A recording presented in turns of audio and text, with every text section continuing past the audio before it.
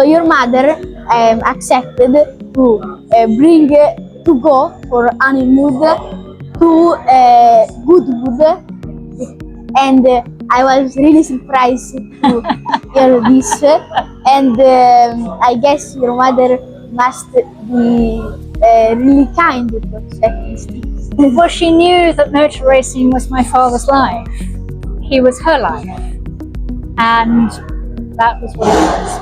And it was the only free Saturday that they had, 13th of August 1955. And the next day, Sunday, he was racing at Goodwood. So they got married, and then they dashed down to Bognor Regis, and he went racing on a Sunday, and that was their honeymoon. I wanted to ask you if Graham ever brings you to watch a race, because I talked with Regazzoni's daughter, and she told me that if she was going to skip school on Monday, Regazzoni would not bring her at school to watch the race. And I was glad to know if it was Absolutely. I mean, school was everything, and education was everything, and we were not allowed to skip school except for two occasions. Well, one we didn't actually skip school. One was Monza, and Monza was always before we went back to school.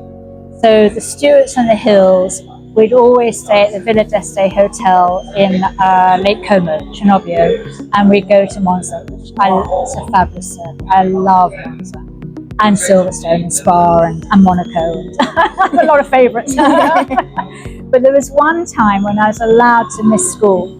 My father had been invited to the opening of the Lowe's Hotel, which is now Lowe's Corner, Fairmont Corner in Monaco. And my mother was away, and he said, I don't want to go on my own. She said, well, take Brigitte.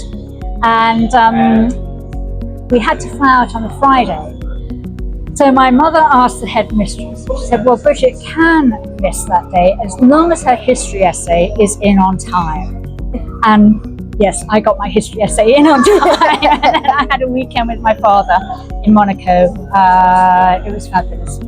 I wanted to know, how was Graham as a father? Was he strict? Was he funny as he was on the track near the drivers? Can you describe it to me? Oh, he was wonderful. He was a lot of fun. I loved his perspective on life, and I could always ask him a question.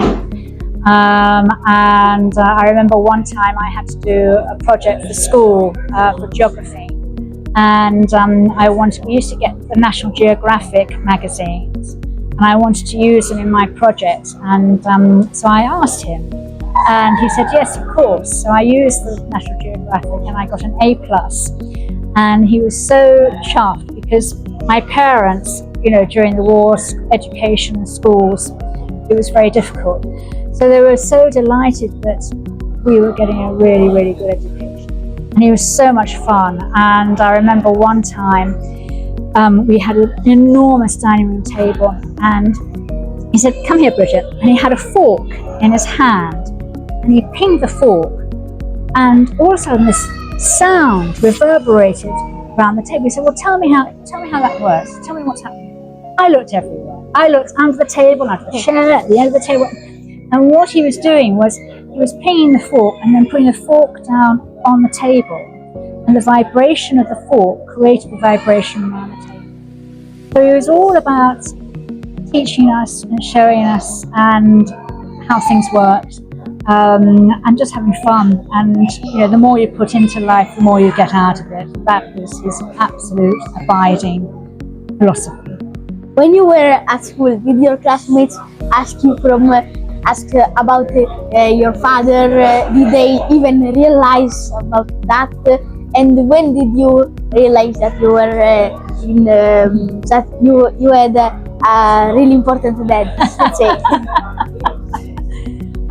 They did ask, and I think that's what made me realise when I was about 13 that, hang on a moment, he's doing something really interesting here. And that's when I started to, just take more interest in asking more questions and wanting to know more, and realising that it was phenomenal what they were all doing.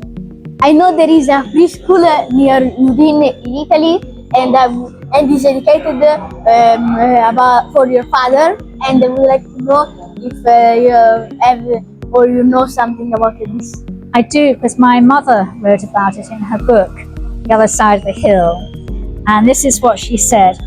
She said, forgive my Italian pronunciation. The Friuli Racing Club had put on a saloon car race with Grand Prix drivers to raise money for the victims of an earthquake in that area. And along with money from other sources, sufficient had been raised to build an elementary school, and they decided to call it the Graham Hill School. And so my mother was asked to open the school, and that's her opening school. I wanted to know if you watch F1 today. I do. Yeah, and qualifying. I love qualifying. Yes, and I have the F1 app on my phone. So I don't have news flashes, I have the F1 flashes.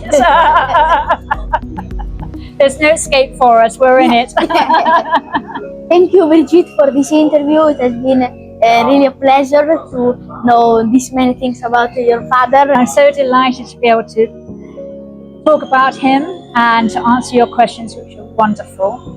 And thank you very, very much for being so thoughtful in your questions. You've asked some really, really excellent questions. So I'm delighted to be here and to talk with you. Thank you you very so much.